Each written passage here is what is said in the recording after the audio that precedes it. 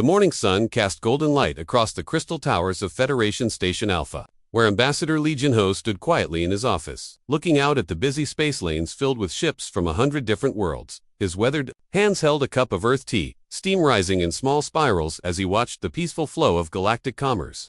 "Sir, the Vorthok representatives are here for the final trade agreement signing," announced his aide, Park So-min, as she entered the office with a stack of data tablets. Her voice carried the efficiency of someone who had spent years helping to keep peace between quarreling alien species. Jin-ho nodded slowly, setting down his cup. For 43 years, he had served as humanity's voice in the Galactic Council. In that time, he had watched countless species bring their conflicts to human mediators.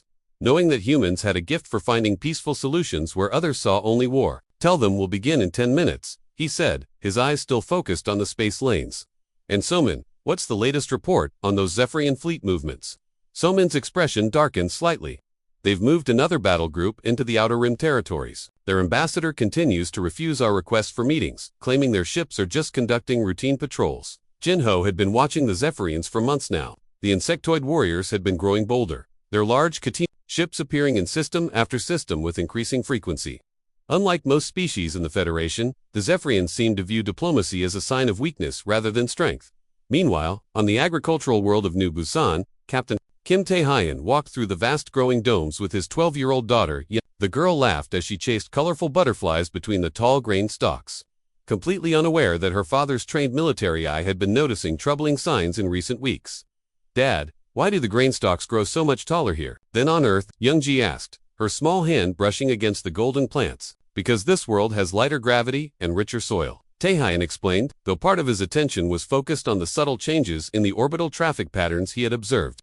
Too many unknown ships had been detected at the edge of the system lately, ships that disappeared when Federation patrols investigated. Tae-hyun had served in the military decades ago, back when humans still maintained active defense forces. But like most of his generation, he had gladly transitioned to civilian life when humanity chose the path of peace. Now he managed agricultural operations, using his organizational skills to feed thousands of colonists rather than to plan military campaigns. The human colonies had flourished for 3 centuries through cooperation and peaceful trade. Cities like New Busan were marvels of integration, where humans lived and worked alongside Altarians, Centaurians, and dozens of other species. Children grew up learning multiple languages. Scientists shared their discoveries freely across species lines, and the old human military academies had been converted into schools for diplomacy and conflict resolution. Dr. Yang Ha-zhen, working in her xenobiology laboratory on Mars, represented everything humanity had become. Her research focused on cross-species cooperation, studying how different alien biologies could work together to solve problems that no single species could handle alone. Her papers were read throughout the galaxy, and her techniques had helped establish peaceful colonies on worlds that had once seemed impossible to settle. "The latest results from the Kepler Research Facility are fascinating," she told her research assistant, Dr. Cho Minru, as they reviewed data from their latest project. The symbiotic relationship between Altarian fungi and human crops could revolutionize agriculture on marginal worlds. But even as Dr. Yang worked on projects that would benefit the entire galaxy, other humans were beginning to notice disturbing patterns. Captain Lee Hagen, commanding the exploration vessel New Horizon, had been tracking unusual energy signatures in the systems where Zephyrian ships had been spotted. "Commander Park, have you noticed anything strange about these readings?" she asked her first officer, Commander Park Jae-sung, as they studied the sensor data from their latest survey mission. "The energy patterns don't match standard Zephyrian ship signatures," Park replied, his brow furrowed in concentration. "They're running much hotter than normal, as if they're carrying additional equipment or weapons." The galaxy had grown comfortable with humanity's role as peacekeepers and mediators. Human ships carried medical supplies and trade goods between worlds. Human diplomats helped settle disputes before they could escalate into conflicts. Human colonies welcomed refugees from war-torn regions and helped them build new lives. But what the galaxy had forgotten, or perhaps never truly understood, was that humanity's choice of peace had been exactly that, a choice. The gentle giants who spent their days growing food, teaching children, and healing the sick, had ancestors who had once been the apex predators of their world. They had chosen to become builders rather than destroyers, but the capacity for both had never disappeared. On the bridge of the Zephyrian flagship Conquest's Edge, War Commander Thector studied holographic displays showing the positions of human colonies throughout the sector. His compound eyes gleamed with satisfaction as he reviewed the battle plans that would soon be set in motion. "The humans have grown soft," he clicked to his subordinates. 3 centuries of peace have made them weak. They will learn what happens when they mistake our patience for acceptance of their diplomatic interference. The war commander's massive form shifted in his command chair as he activated the fleet-wide communication system. All vessels, prepare for simultaneous strikes on 7 human colonies. We will show the galaxy that words mean nothing when faced with true strength. The emergency alarm screamed through the corridors of Earth's Central Command at 3 in the morning. Admiral Choi Min-sik was pulled from deep sleep by the harsh red lights flashing in his quarters. His aide, Lieutenant Nam Soo-jin, appeared on his personal communication screen, her face pale with shock and barely controlled panic. "Sir, we have simultaneous attacks happening right now across 7 of our colonies," she reported, her voice shaking. New Busan, Harmony Station, Garden World, New Seoul, Hope's Landing, Terra Nova, and the Kepler Research Facility are all under assault. Min-sik felt his blood turn to ice water. His own son, Major Choi Dongwoo, was stationed at Harmony Station. "With the peacekeeping forces, what's the status of our people?" he demanded, already reaching for his uniform. "Sir, early reports suggest the attacks are not just military strikes. The Zephyrians appear to be targeting civilian populations deliberately. They're not trying to capture territory, they're trying to break our spirit." On New Busan, Captain Kim Tae-hoon held his injured daughter Youngji in his arms as explosions lit up the night sky around them. The 12-year-old girl had been hurt when Zephyrian forces blasted through the agricultural domes, sending metal and glass flying in all directions. Her left arm was bleeding, and she was shaking with fear and confusion. "Dad, why are they doing this to us?" Youngji whispered, her voice barely audible over the distant sounds of weapons, fire, and screaming. "We never hurt them, we were just growing food." Taehyun's jaw tightened as he watched Zephyrian soldiers hurting families from their homes. These weren't soldiers fighting soldiers, these were warriors deliberately terrorizing innocent people. Children were being separated from their parents and loaded onto transport ships. Elderly colonists were being forced to walk at gunpoint through the burning streets. "I don't know, sweetheart," he said softly, though something cold and ancient was stirring in his chest. "But I promise you, this won't go unanswered." The captain's military training from decades past was awakening as he observed the enemy's tactics. The Zephyrians weren't just conquering, they were sending a message. They wanted to show the galaxy what happened when someone crossed them. They wanted to break human will completely. Federation Station Alpha became a chaos of desperate communications as Ambassador Lee Jin-ho worked frantically to coordinate relief efforts. The massive station's communication centers were overloaded with distress calls from the attacked colonies. Diplomatic channels buzzed with emergency requests for help. But bureaucratic procedures moved like thick mud while human civilians suffered and died. The Altarian Republic says they cannot commit military assets without proper authorization from the full Federation Council, Park So-min reported, her voice tight with frustration. The Centauri Collective wants to form a fact-finding committee before taking any action. Jin-ho slammed his fist on the conference table, causing several alien diplomats to jump in surprise. "Fact-finding committee. Our people are being murdered. Right now, children are being taken from their parents." "Ambassador, please understand our position," said the Altarian representative, his blue skin flushing darker with discomfort. "We cannot simply ignore proper procedures. What if this is some kind of misunderstanding?" "Misunderstanding?" Jin-ho-ti's voice rose to a shout. 7 colonies are under attack. We have video evidence of civilian targets being deliberately destroyed. Dr. Yang Haijin watched the news feeds from her laboratory on Mars, her hands trembling as images filled her screens. Zephyrian soldiers were dragging human children from their homes. Peaceful settlements that had taken decades to build were burning. Her life's work and cross-species cooperation was being torn apart by senseless cruelty and hatred. The xenobiologist had spent her entire career believing that understanding and cooperation could solve any problem. She had written papers about the beauty of different species working together. She had helped establish colonies where humans and aliens lived in harmony. Now she was watching it all burn. "Dr. Cho," she called to her assistant, her voice hollow with shock. "Cancel all our research projects. I need to access the historical military archives. We need to remember things we thought we had forgotten." On Harmony Station, Major Choi Dongwoo was fighting a desperate defense of the civilian shelter areas. His peacekeeping force had been trained for crowd control and disaster relief, not for real combat against a determined enemy. They were badly outnumbered and outgunned. "Sir, we can't hold them much longer," reported Sergeant Lee, his uniform torn and bloody. "They have us surrounded, and they're not interested in taking prisoners." Dongwoo could see Zephyrian forces setting up equipment that looked designed for something much worse than simple conquest. He had studied enough military history to recognize torture devices when he saw them. These attackers wanted to make examples of human colonies, to show the galaxy what happened to species that interfered with Zephyrian expansion. "Hold the line," he ordered, though he knew it was probably hopeless. "Protect the civilians at all costs."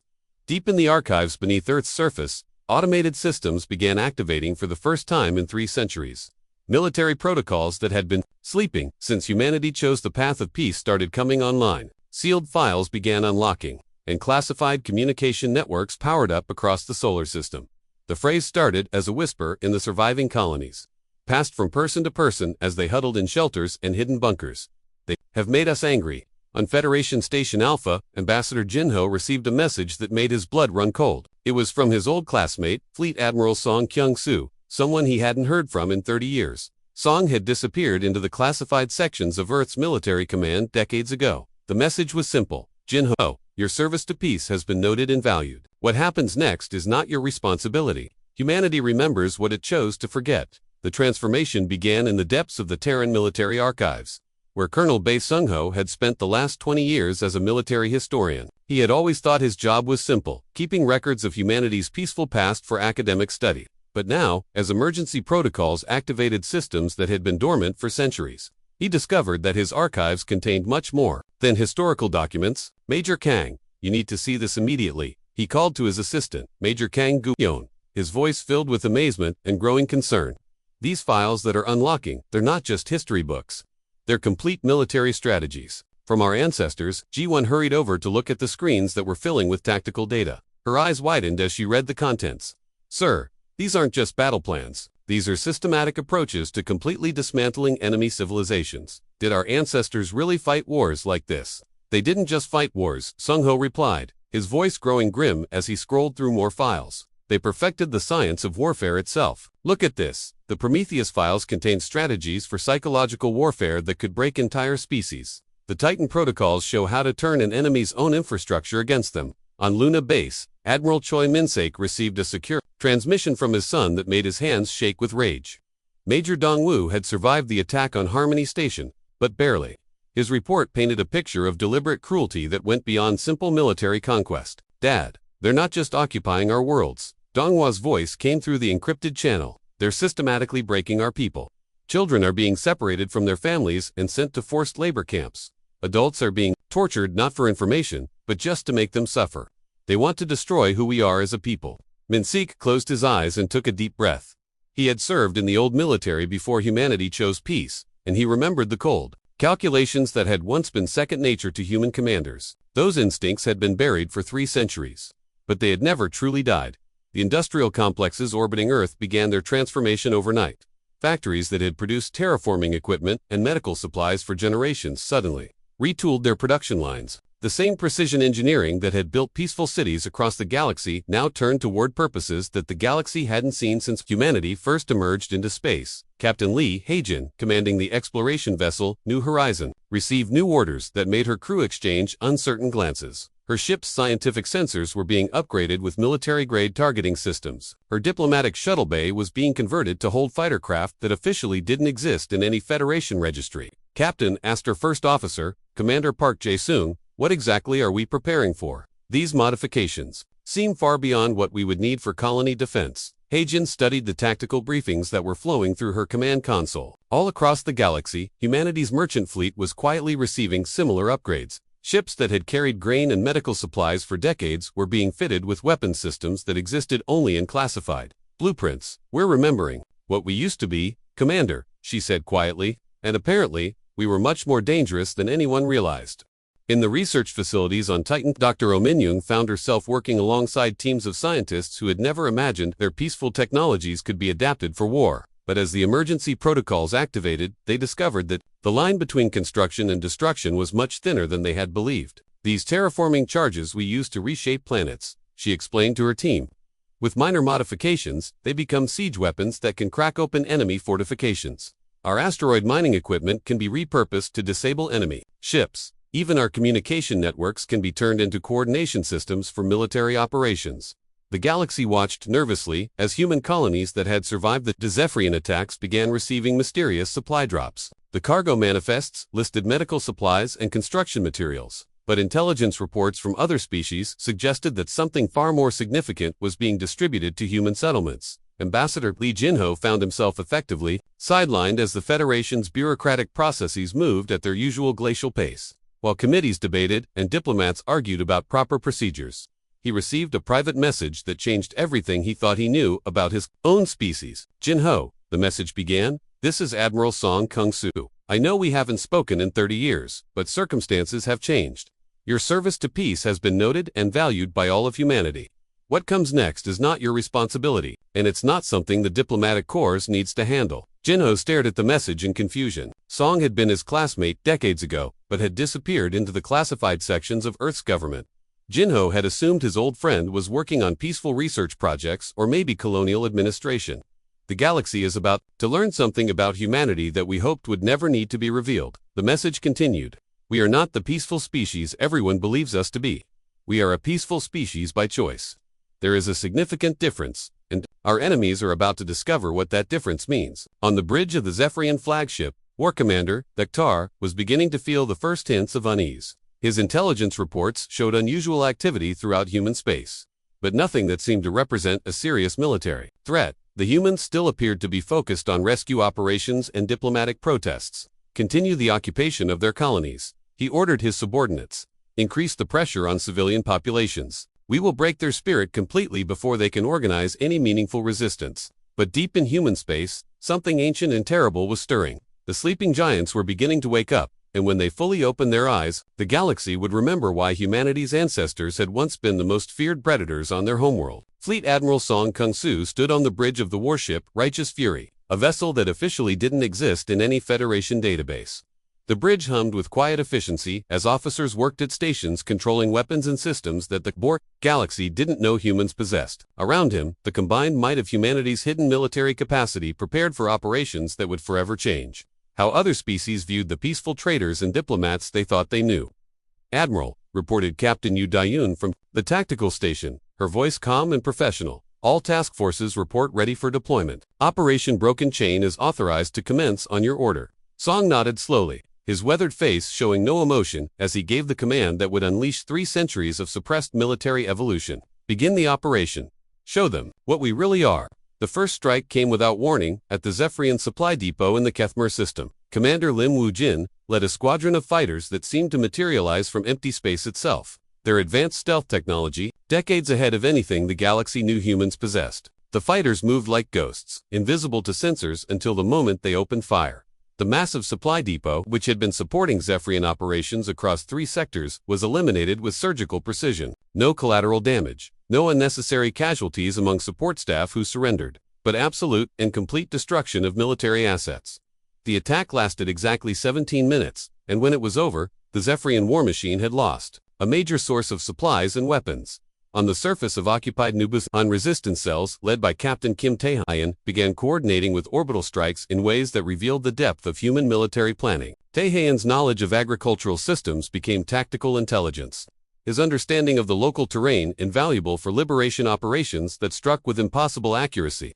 Young-ji, stay close to Mrs. Park and the other children. He whispered to his daughter as explosions lit up the night sky above them. Daddy has some work to do, but I'll be back soon. The captain moved through the ruins of his colony with the fluid grace of someone whose military training had never truly faded. He carried communication equipment that allowed him to guide orbital bombardments with pinpoint accuracy, ensuring that Zephyrian positions were eliminated while civilian areas remained untouched. What followed wasn't the brutal, destructive warfare that the galaxy had expected from a species finally pushed to violence. Human forces moved with a precision that spoke to centuries of tactical evolution that had never stopped, only been hidden. They cut through Zephyrian defenses like a surgeon's blade, targeting command structures, supply lines, and communication networks with an efficiency that seemed almost supernatural. Major Choi Dong-woo, leading ground forces in the liberation of Harmony Station, coordinated with his father's orbital fleet in operations that demonstrated humanity's true capacity for organized violence. But even in their fury, human forces maintained strict rules of engagement that surprised enemy commanders. Remember, Dong-woo told his troops as they prepared to assault a Zephyrian stronghold, "We're not here for revenge. We're here for justice. Enemy soldiers who surrender will be treated according to proper protocols. Civilians will be protected and aided, but anyone who continues to fight will face the full consequences of their choice." The Zephyrian war commander Vector found his empire's military response unraveling at impossible speed. Human ships appeared. In locations where long-range sensors showed only empty space, they attacked with weapons that shouldn't exist according to known human technology, then vanished before retaliation could be organized. Entire Zephyrian fleets were being disabled or destroyed by forces that seemed to know exactly where to strike for maximum effect. How are they moving so fast? he demanded of his intelligence officers, his compound eyes reflecting frustration and growing fear. How are they predicting our every tactical move before we make it? The answer lay in humanity's greatest secret, one that even the Federation Council had never suspected. They had never stopped being warriors. They had simply chosen to be something else for a while. Every human trader who had crossed Zephyrian space for decades had been quietly mapping defense installations and fleet positions. Every diplomatic mission had included intelligence-gathering operations. Every act of peaceful cooperation had been preparation for this exact moment. Dr. Yang Hai-jin, now serving as strategic advisor to Admiral Song, watched the tactical displays with mixed emotions. Her scientific mind was fascinated by the precision of human military operations, but her humanitarian heart was troubled by the transformation she was witnessing in her own species. Kungsu were not just defeating them, she observed as she studied the battle reports. We're systematically dismantling their entire capacity for future military aggression. This goes beyond simple victory. That's exactly the point. Song replied, his voice carrying the weight of decisions that would affect the entire galaxy. We're not just winning a war. We're ending the possibility that they will ever be able to threaten innocent people again. The galaxy watched in stunned silence as human forces demonstrated something more terrifying than overwhelming firepower or advanced technology. They showed perfect restraint combined with absolute effectiveness. Zephyrian soldiers who surrendered were immediately given medical care and proper treatment. Civilian populations on occupied worlds were protected and supplied with food and medicine. But those who continued to fight found themselves facing an enemy that had perfected the art of controlled destruction. Within weeks, the Zephyrian Empire's military capacity was being systematically eliminated across dozens of systems. But the humans weren't conquering territory or demanding tribute. They were simply removing the Zephyrians' ability to hurt anyone else, while leaving paths open for surrender and rehabilitation. It was warfare conducted with the precision of a medical operation, designed to remove a cancer while leaving healthy tissue intact. 18 months after the first Zephyrian attack, Ambassador Li Jinho stood before the Galactic Federation Council in a chamber that had never been more silent. The war, if it could even be called that, was completely over. The Zephyrian Empire that had threatened the galaxy for decades no longer existed as a military force. Representatives from hundreds of worlds sat in stunned quiet, trying to understand what they had witnessed. Honored delegates, Jinho began, his voice carrying the weight of profound change that had swept through the galaxy. You have asked me to explain what happened, to help you understand how the humans you thought you knew could accomplish what we have accomplished in such a short time. The chamber remained silent. Every species present had watched the systematic dismantling of one of the galaxy's most feared military powers by a species they had considered gentle and weak. The implications were still sinking in, and many delegates were clearly struggling to process what they had learned about humanity. In the rebuilt cities of Nubusan, Captain Kim Tae-hyun walked with his daughter Yoongi through memorial gardens, dedicated to those who had died in the attacks. The gardens were beautiful and peaceful, but what made them truly remarkable was that they were being tended by former Zephyrian soldiers, who had chosen to remain on the human worlds and help with reconstruction rather than return to their homeworlds. Dad, why did you forgive them? Yoongi asked, watching the former enemies working alongside human colonists to plant new flowers and maintain the memorial stones. They hurt us, they separated families, and destroyed our homes. Tae-hyun knelt down to his daughter's level, choosing his words carefully, because anger is a tool, sweetheart. We used it when we needed it to protect ourselves and stop them from hurting others. But now we're choosing to use something else. Forgiveness and rebuilding create a better future than endless revenge. The 12-year-old girl nodded thoughtfully, though she was still too young to fully understand the complex emotions involved. She had seen her father transform from a peaceful farmer into a skilled resistance fighter, and then back into a gentle parent. The experience had taught her that people could be many different things when circumstances required it. On the former Zephyrian capital world of Kethmer, Admiral Song Kung-soo oversaw reconstruction efforts that had transformed the planet from a military stronghold into a center of learning and cultural exchange. Former Zephyrian warriors studied alongside human teachers, learning technologies and philosophies that their empire had never allowed them to explore. Admiral reported Colonel Bae Jinho, who had been appointed to oversee the educational programs. The former Zephyrian military officers are showing remarkable adaptation to civilian life. Many are expressing interest in agricultural science and medical training. Song nodded with satisfaction. Good. The goal was never to destroy them as a people, only to end their capacity for organized aggression. If they can learn to build instead of destroy, everyone benefits. Dr. Yang Haijin's research stations had been rebuilt across the liberated worlds, now serving mixed populations that included humans, Zephyrians, and dozens of other species working together in ways that would have been impossible under the old empire. Her laboratories had become symbols of the new cooperation that was emerging from the ashes of the conflict. The remarkable thing, she explained to a group of visiting Federation scientists, is that we're discovering new possibilities for cooperation that we never imagined before. The Zephyrians have biological adaptations that complement human abilities in ways we're still exploring. Back in the Federation Council chamber, Jinho continued his explanation to the increasingly uncomfortable delegates. The mistake you made was in thinking that our choice of peace meant we were incapable of war. You saw our restraint and assumed it was weakness. You witnessed our compassion and decided it was vulnerability.